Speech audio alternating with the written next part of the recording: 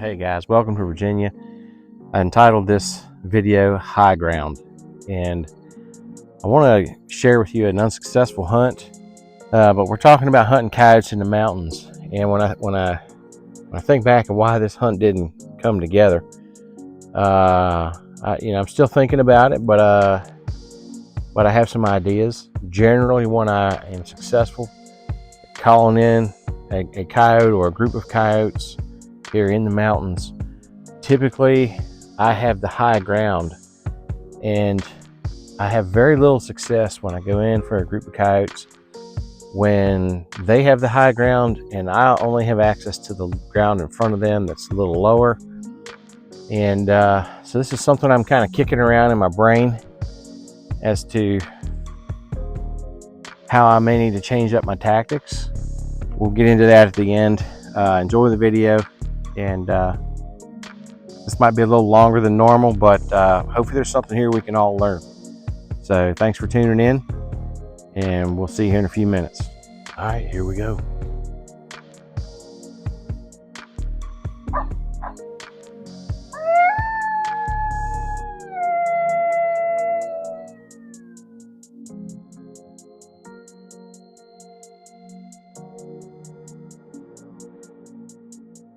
I have to wake him up a little bit.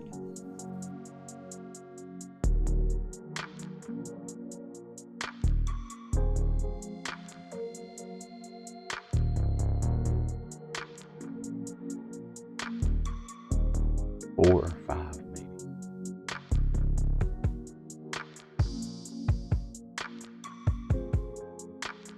There's another one downwind. So I'm standing here in my street clothes, howling at coyotes. Time to get dressed. That's good enough. Face mask will do the rest. I got a vehicle coming, so we're gonna get ready. Start the car, jump in, and haul ass with them. Try to sneak out of this position because I am literally right on top of these coyotes. And then when I get up here, we're just gonna have to wait on the thermal to come around. And I'm gonna come down in on top of them. See if we can get it done. I can hear this guy coming. I got another one coming. Here we go. I had to just jump down off the road. There's a lot of traffic on this road. It's just right up here about 50 yards. And we're gonna head down this thick point.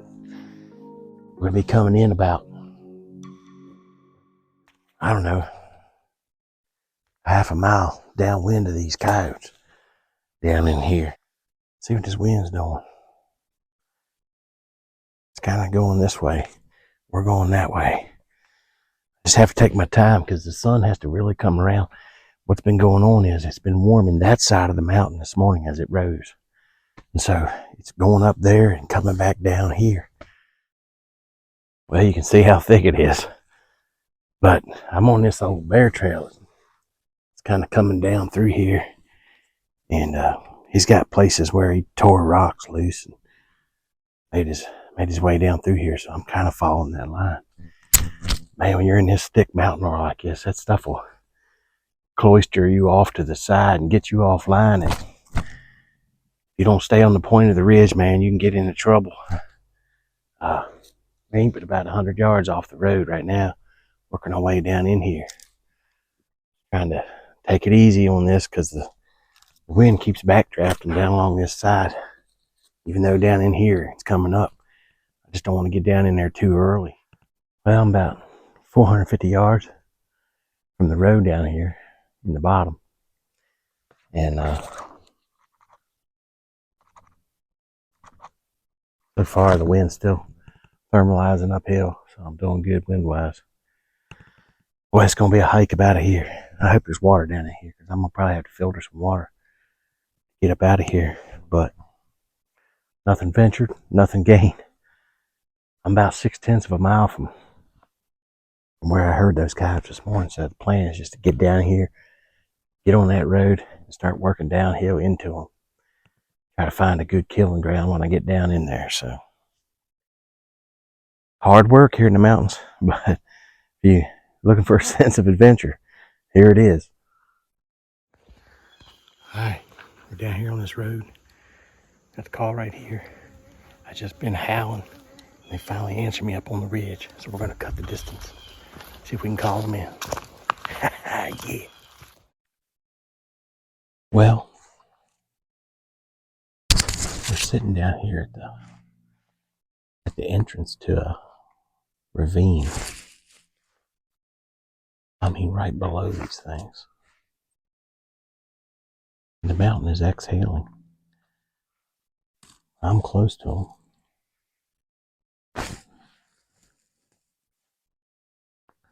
But they don't seem to want to play. Let's try them again one time. Nothing yet. They might be further up this mountain than what I think. I'm going to have to get going soon. But we got them to howl from down in here on the bottom.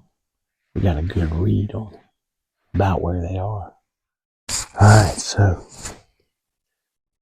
we got a little draw right through there that we were trying to call these yotes out of. I don't know if that was a very good idea. I also wish I had my shotgun here, but can't have everything you want. We're gonna try another move here and go back up here to a field. Go back out here on the road and try to howl at them again, see if they moved.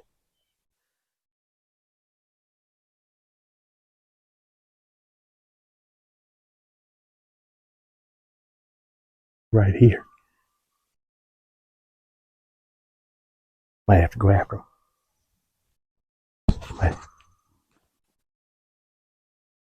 I got them pissed off. I think they're moving towards me.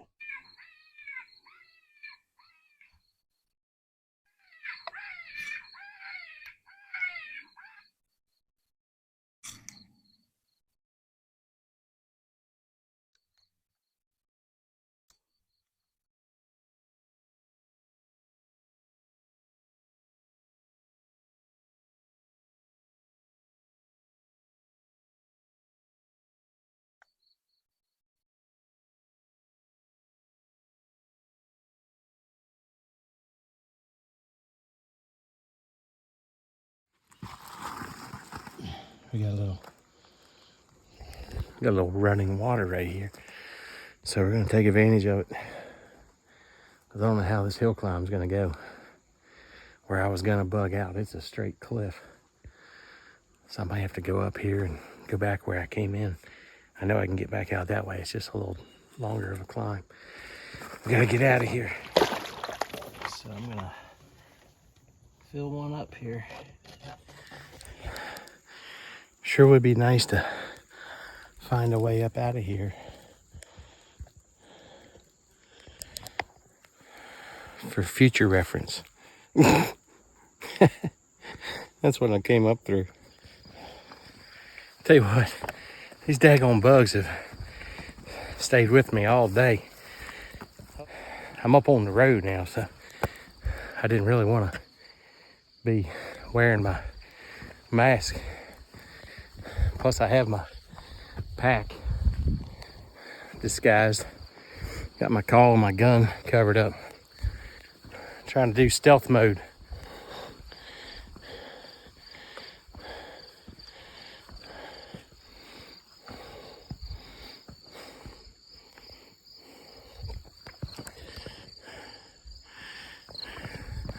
So right across there, right down there is where that field is. And those coyotes are on that bluff right about there.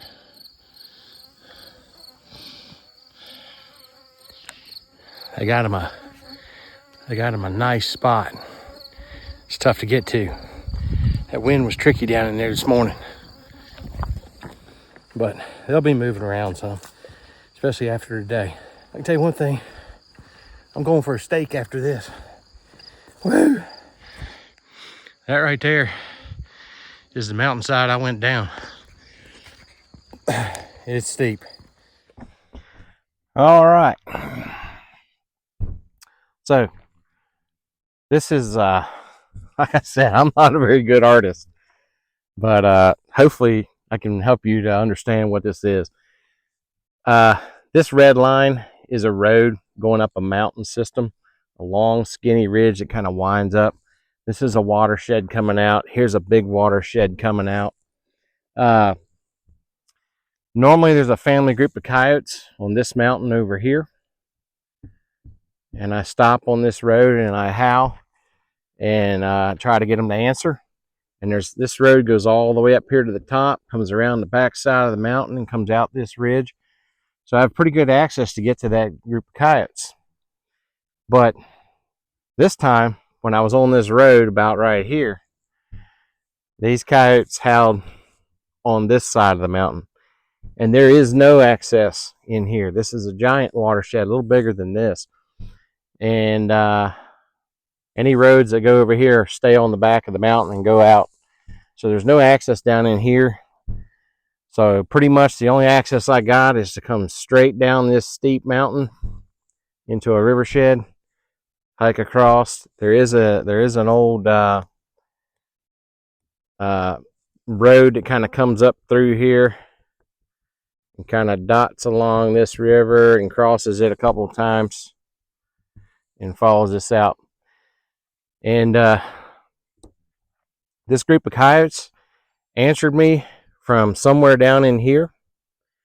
I'm just going to put an X right here with a B, and they were on a bluff, although I did not know at the time when they answered me and I was on this road that they were on that bluff. It sounded to me like they were somewhere down in these fields, but there was a lone coyote by itself that was probably 400 to 500 yards downwind. When I first got up there, the wind was coming down in. It was still exhaling out like an evening wind would be. And I had another coyote answer me down here 400 yards.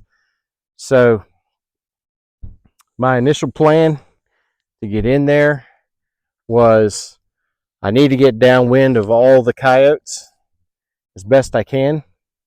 And so basically what I had to do is wait on a thermal. The sun kind of comes up over here in the east and warms this side of the mountain first. But then as it comes around about 10 o'clock, it starts warming this low ridge in here, this windy ridge, and thermals start to come up this ridge. So I waited for that. And basically by the time I dropped down in around 10 o'clock in the morning, I had a pretty good thermal going up the hollow. And I went on maybe a half a mile further back this ridge and decided to drop down in and come into that thermal and work my way towards these coyotes. So I want to draw it in a little bit more better detail. The actual location itself, where I did 2 sets. So the left-hand side of that basin, if you're standing down in the stream looking up, you're looking at a great big mountain up here, and there's a big shoulder that comes off like this down to a point, and there's a little tiny shoulder that kind of curls back in, and there's a bluff right here, and it kind of falls steeply to a meadow complex. The middle field of this meadow complex kind of comes down to a point and has like a little back corner, and the river down in here, which was very spotty water, kind of comes along here, goes over here to this corner, and then follows the mountainside for a ways, and then it meanders a good bit. But this little ravine dump out right here, I knew this big coyote was somewhere over in this neighborhood, and I had a coyote family group right here, somewhere on this bluff. I got down in here on this road that's kind of near where this stream is, and I got them to answer me, and it sounded like they were up on this bluff somewhere, but I really couldn't tell that it was that bluffy until later in the hunt. But I decided I still had this one coyote that was down here, and as soon as I started howling, I figured that he might start working his way towards that group of coyotes to be closer to his family, because I was putting pressure on him by being in that roadbed down here in the bottom and howling at them. And I did get him to answer, but it sounded like at least he did not answer down here, but it did sound like there was a fairly deep voice that was in this group now. So I made the assumption that old Dad had worked his way up through there when I began to howl my way down this road at him. And I was coming into the wind. The road is on the other side of the ravine, and air was kind of it was working up the hollow by the time I got down in there. But I slowly worked down in through there, howling and waiting them out, and howling and waiting them out. And I noticed that the wind was starting to shift as the sun came on around. And instead of being over here, the sun was getting about over here. Wind began to fall out of these hollows. So I decided to hurry up down this road and get downwind of this family group and come in right where this ravine dumps out at the creek. And right here's where I did my first prey set and really kind of pushing the issue. At this point, I'm probably, if the coyotes are on this bluff, I'm probably about 400 yards away from them right here. I did about an hour and 20 minute set down here with prey sound. I did a fawn distress, got no response, didn't hear anything, no barks, no howls, no critters running in the woods around me. Everything was just dead quiet.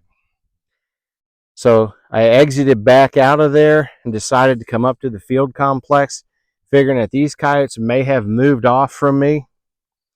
And I came back out on the road and got straight across from what I would later find out is this bluff, and just stayed on the road against this side of the mountain, and I howled again. And sure enough, they answered me up on this bluff. So I broke one of my cardinal rules. As you probably saw in the video, I got right down in here. This bluff is actually, I drew this a little funny. This field edge is actually right here below this bluff. I got right here in a corner of the woods. Stayed about 10 yards back in the woods, and was calling. This bluff kind of tails out right here. I was hoping that they were going to come in that direction, and the wind was kind of starting to it was kind of coming, dethermalizing down across me like this. And so I thought, well, if they come down off that bluff, they're going to come in this downwind side and come right up this field edge, right up this creek edge, right to me. But that's not what they did.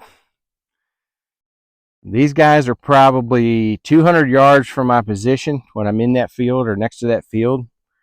Probably 150 to 200 yards.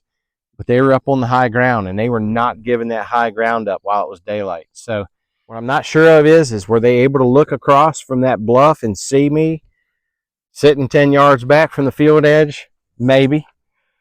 They probably did, if you want to know the truth in it.